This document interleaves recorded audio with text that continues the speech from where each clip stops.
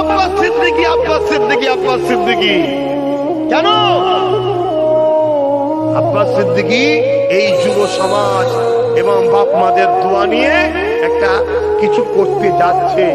এটা যদি করে ফেলে এমনি ওকে ধরা যাচ্ছে না, আর যদি করে ফেলে ওকে ধরবো কোথায়, কোথায় ধরতে চাই। আসসালামু আলাইকুম বন্ধুরা, কেমন আছো সবাই? আশা করি সকলে ভালো আছো। আজকে অনেক দিন পরে ক্যামেরার সামনে আসলাম। আপনারা সকলে জানেন আমি অনেক দিন ব্লগও ছাড়ছি না, এমনকি নিউজ ভিডিও করছি না। অনেকে আমাকে বলছে ভাই তুমি ব্লগ কেন করছো না, নিউজ ভিডিও কেন করছো না। তো আমার একটু বর্তমান পারিবারিক একটু সমস্যার কারণে আমি ভিডিওটি ছাড়তে পারিনি। তো আজকে আমি চলে এসেছিলাম জিরনগাছা গ্রামে। এখানে আব্বাস সিদ্দিকী সাহেবের একটি জলসা ছিল, আর এই জলসা থেকে আমি লাইভটা করছি। ওই যে দূরে ওখানে একটু দূরে ওখানে জলসা হচ্ছে।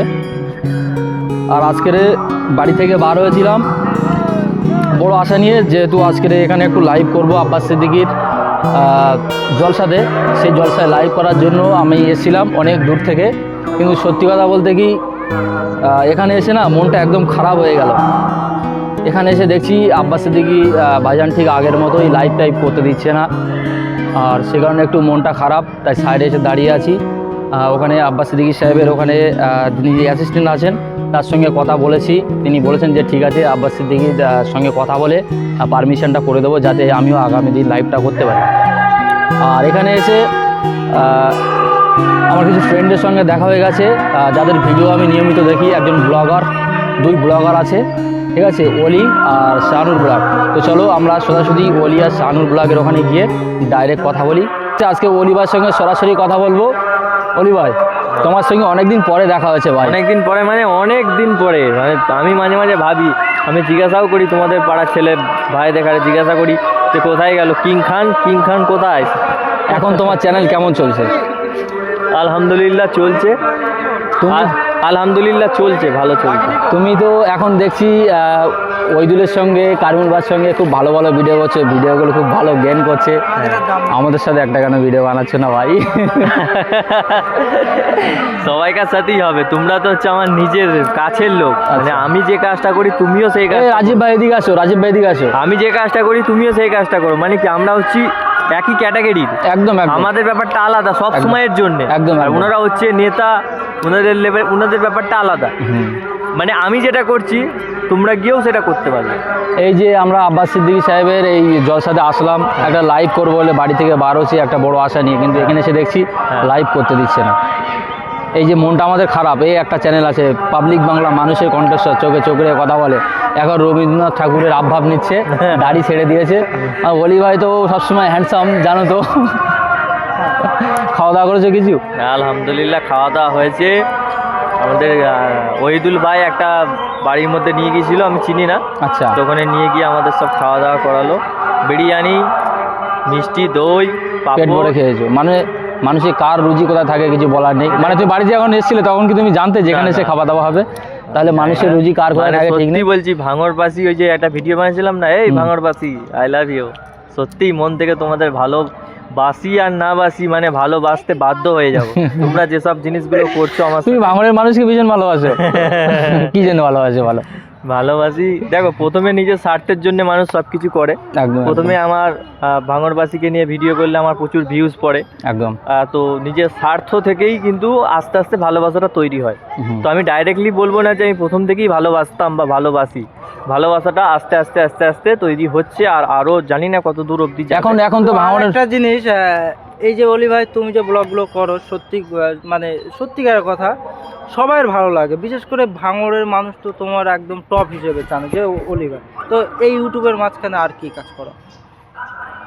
এই ইউটিউবের মাঝখানে আমার একটা ছোটোখাটো ব্যবসা আছে, গোল্ডের ব্যবসা আছে। মানে ছোট্ট দোকান আমার একটা নিজের আছে, সোনার দোকান আছে। ওখানে একটা ছোট ছেলে থাকে, সে আমি যখন বাইরে থাকি সেই হ্যান্ডেল করে নেয় বাকিটা। এরকমভাবে চলছে। ব্যবসাও অতটা ভালো নেই। তো আমার পুরো টার্গেট ব্যবসা ভালো নেই, আগে ভালো ছিল। তারপরে এই সোশ্যাল মিডিয়ায় আসার পর থেকে ব্যবসা আস্তে আস্তে আস্তে আস্তে ব্যবসা খারাপ হয়ে গেছে। দেখো ব্যবসার আমি হচ্ছি মেন অনার, এবার আমি যদি বাইরে থাকি তো সেরকমভাবে ব্যবসা হবে না। তো সেই জন্য ব্যবসার আস্তে আস্তে আস্তে আস্তে খারাপের দিকে। আর আলহামদুলিল্লাহ আমার স্বপ্ন ছিল যে সোশ্যাল মিডিয়াতে কিছু করব, আর মানে কোনো টার্গেট আছে যে যাই হয়ে যাক আমি কিছু করে দেখাবো।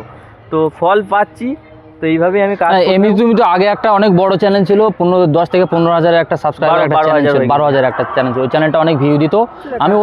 আমি ওই চ্যানেলটা প্রথম থেকেই দেখতাম, তখন আমি অলি ভাইকে জানতাম না, ঠিক আছে। আর অলি ভাই তখন ভাঙড়ে আসতো না, আমি তখন থেকে চিনি কিন্তু আমি এটা। আর অলি ভাই তখন থেকে ভিডিওটা করতো, তখন ভিডিওটা খুব ভালো ভিউ হতো। কিন্তু এই নতুন চ্যানেলটা আসার পরে প্রথম 2-3 মাস প্রচুর ফ্রি কাটতে হয়েছে, তারপরে এখন তো মাশাআল্লাহ পুরো একদম ভিউতে তুফানে দিচ্ছে। অলি ভাই তোমার সোশ্যাল মিডিয়া ইউটিউবে কী চিন্তাভাবনা করে বা কী এমন ইচ্ছা নিয়ে তুমি ইউটিউবে আসলে? আজকে তোমার ইন্টারভিউ নেবো আমরা দুজনে, রাজীব ভাই আমার পরে তুমি কোয়েশ্চেন করবে, ঠিক আছে? ওই দুটো ইউটিউবার মিলে আমার ইন্টারভিউ নেবে। আমরা সব জায়গায় ইন্টারভিউ নিই, আজকে তোমার ইন্টারভিউ নেবো। বলো কী চিন্তা ভাবনা করে তুমি সোশ্যাল মিডিয়া বলতে? ফেমাস হওয়ার জন্য, টাকা কামানোর জন্য প্রথমে আমি অন্য লাইনে ছিলাম। অলরেডি তুমি ভালো ফেমাস হয়ে গেছে, ভাঙড়ের এখন 90% মানুষ তোমাকে চেনে, ঠিক আছে। আগামীতে এখন ভাঙড়ের মানুষ তোমাকে চিনে, আগামীতে হয়তো না একটা জিনিস এখানে মানে ফেমাস বলতে কি, মানে ফেমাস কথাটা নিজে বললে হবে না যে আমি মানুষের কাছে ফেমাস হবো। মানে আমি এমন কাজ করব, আমি যখন 1 বছর, সেটা তো কাজ তো করছে, উনি ফেমাস হওয়ার মতো কাজ করছে তো। 10 দিন পর যখন আমি রাস্তা দিয়ে একা হেঁটে যাব, 50 জন আমাকে ঘিরে ধরবে, তখন আমি বলতে পারবো যে না আমি ফেমাস হয়ে গেছি। একদম ফেমাস হয়ে গেছি কথাটা আমি একবার ওলি ভাই কিন্তু ওটা বলিনি, ইচ্ছা আছে। ওলি ভাই এটা বলেছে, বললাম যে আমার ফেমাস হওয়ার ইচ্ছা আছে, আমার টাকা কামাবার ইচ্ছা আছে, সোশ্যাল মিডিয়ায় কিছু করার ইচ্ছা আছে। আরে মানুষ এখন ভাই মেহনত না করে কোথায় সেই রাজুদার সেই ফ্রিকা ফকাট পরোটা, কোনো স্বাদ নেই বদ নেই কিছু নেই, এমনি ফেমাস হয়ে গেছে। আর মানুষ যেখানে অলি ভাই মেহনত করছে, সমস্ত জায়গায় গিয়ে সমস্ত দৃশ্য মানুষকে দেখাচ্ছে, ব্লগিং করছে, এত মেহনত করে মানুষ কেন সে আশা করতে পারে না ফেমাস হবো? আরে সে কোথাকার পচা পরোটা বিক্রি করে ফেমাস হয়ে গেছে আজকে, নাকি অলি ভাই ঠিক বলেছি তো? না পরোটাওয়ালার কাছে আমিও গিয়েছিলাম, আমিও ভিডিও বানিয়েছি। আর সত্যি কথা বলো, তুমি পরোটাটা খেয়েছো তো? পরোটার টেস্ট আছে হ্যাঁ কি না? পরোটা যেরকম নর্মাল প্রত্যেক নর্মাল যেরকম পাওয়া যায় সেরকম। এবার মানুষ এই সোশ্যাল মিডিয়া যুগটা এখন এমনই, ছোটোখাটো কারণের জন্য ভাইরাল হয়ে যায়। আর ভাইরাল মানেই ইউটিউবাররা তার পেছনে পড়বে, আর তার পেছনে পড়া মানেই পয়সা। এই এখন দেখো, আমি যখন ফার্স্ট ব্লগিং করি, ভাইজানের ব্লগার হিসেবে একমাত্র আমিই ছিলাম, তখন কেউ ছিল না। কিন্তু মানে যে হিসাবে আমার ভিউজ পড়ছে, যে হিসাবে লোক আমাকে চিনছে জানছে, সেই হিসাবে একটা ব্লগের ক্রেজ চলে এসছে। এখন তোমার দেখা দেখে আরো 5-10 জন চলে এসেছে ব্লগ করতে। যারা আগে থেকে তোমাদের ব্যাপার আলাদা, তোমরা ভাইজানের প্রথম থেকে আমরা নিউজ করো, তোমাদের ব্যাপারটা আলাদা। কিন্তু আমরা ব্লগ কিন্তু তোমাকে দেখেই করছি, কিন্তু আমরা আগে ব্লগ করতাম না ভাই, সিরিয়াসলি বলছি। একটা ক্রেজ এসে গেছে, ভাইজানের ব্লগের একটা ক্রেজ এসে গেছে, আলাদা একটা মজা পাচ্ছে মানুষ। আগে আমরা শুধু নিউজ করতাম, ঠিক আছে, ব্লগিং অত কিছু জানতাম না।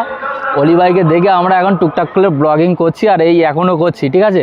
তো অলি ভাই এই যে কথাটা বললে, এই যে রাজু পরোটা, তাই তো, ওই রানু মণ্ডল বা বাদামের মতো ভাইরাল, মানে আচমকা ভাইরাল হয়ে গেছে, ওর কোনো ভবিষ্যৎ নেই আমি যেটা মনে করি। ও যেরকম ঢপ করে উঠেছে আবার ঢপ করে নেমে যাবে, একদম। কিন্তু মানুষ যারা একটু করে মেহনত করে একটু করে ওঠে না, ওদেরকে ভাই নামাতে পারে না। কিন্তু এই যেরকম আমার চ্যানেল ডিলিট হয়ে গেল, 12,000-এর চ্যানেল, হ্যাঁ, তো আল্লাহর রহমতে আমার তো মনে হয় আবার 11,000 হতে যায়, আর মানে 11,700 বাড়িতে দেখে এসেছিলাম, হয়তো বাড়ি ফিরে দেখবো হয়তো 800 হয়ে গেছে। একদম। তো যাই হোক, খুব তাড়াতাড়ি 12,000 সাবস্ক্রাইবার হয়ে যাবে। আর নতুন ফোন কবে লেছো? iPhone 16 Pro Max নাকি iPhone 17 নেবে ডাইরেক্ট? তো যাই হোক, ভালো একটা পেমেন্ট পেলে যা নেবো প্রো নেবো, আর মানে এর মধ্যে থাকবো না, 15-16 এর মধ্যে থাকবো না, একটা নেবো প্রো নেবো, ওটাই আমার ড্রিম আছে। আর একটা ভালো মাইকের স্বপ্ন আছে, জানি না মানে ভালো ফোন আর ভালো মাইক থাকলে ভালো কোয়ালিটি, ভালো কিছু, অনেক কিছু তোমাদের কাছে আমি দিতে পারবো।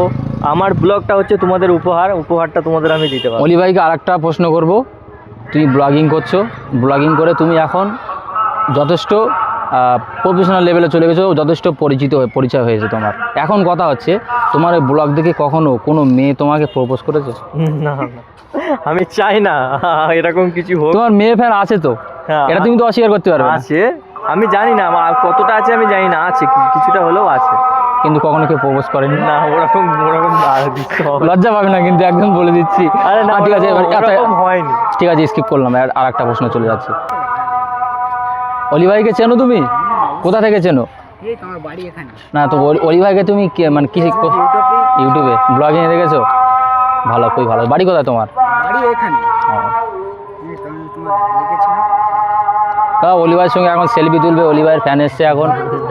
অলি ভাইকে নিয়ে একদম শেষ প্রশ্ন যেটা আসবো, অলি ভাই আগামী দিন তোমাকে ইউটিউব থেকে আগামী দিন তোমার কী ইচ্ছা? শেষ একদম ছোট্ট করে। আমার ইচ্ছা বললে হয়তো অনেকের বলবে যে কি পাগল হয়ে গেছে নাকি, তো তাও আমি বলছি আমার ইচ্ছা, আমার ইচ্ছা আমি করতেই পারি, একদম। তো আমার ইচ্ছা যেটা আছে, ওয়েস্ট বেঙ্গলের নাম্বার 1 ব্লগার হওয়ার। তো সেটা কিভাবে হব না হব জানি না, বাকি আল্লাহর কাছে আমি দোয়া চেয়েছি, আল্লাহ যদি চায় আমি অবশ্যই হব।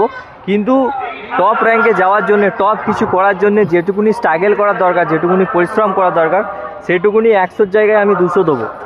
তো এটাই, বড় ইউটিউবার হব, একদম এক নামে চিনবে যে অলি, এটাই হচ্ছে অলি বলে কেউ থাকবে। যাই হোক, এখন বন্ধুরা আপনারা দেখছেন এমআর শাহরুখ ব্লগ, আর এই মুহূর্তে আমার সঙ্গে ছিলেন এতক্ষণ অলি ব্লগার। আর অলি ভাই বর্তমানে ভাঙড়ে যথেষ্ট ফেমাস একজন ব্লগার, এবং তার সঙ্গে কথা বললাম এবং অলিভার কি বিস্তারিত সম্বন্ধে আমরা জানতে পারলাম। এবং এখানে এসে দেখলাম অলিভারের সঙ্গে অনেক সাবস্ক্রাইবার ফ্যান তারা দেখা করতে আসছে।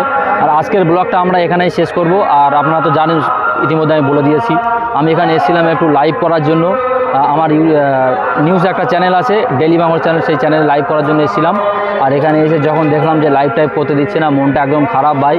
আর কত লোক কত রকম কি বলছে, কেন লাইভ করতে দিচ্ছেন। যাই হোক, আমি সেসব প্রশ্নে যাচ্ছি না। আপনারা যে সমস্ত বন্ধুরা ভিডিওটি দেখছেন, সাবস্ক্রাইবটা করতে বলে দাও না। তো যাই হোক, ব্লগটা যদি ভালো লাগে অবশ্যই শেয়ার করো, আর ভাইকে সাপোর্ট করো, সাবস্ক্রাইব করো। যদি ভাইজানের ব্লগ পাও তাহলে অবশ্যই সাবস্ক্রাইব করো, আর বেশি বেশি করে কমেন্ট করো যে ভাই তুমি একটু কাজ করো ইউটিউবে, কাজ করলে ভালো লাগবে। ঠিক আছে বন্ধুরা, আজকের এই পর্যন্তই। ধন্যবাদ সকলকে ভিডিওটি দেখার জন্য। একটা ইন্টারভিউ দাও।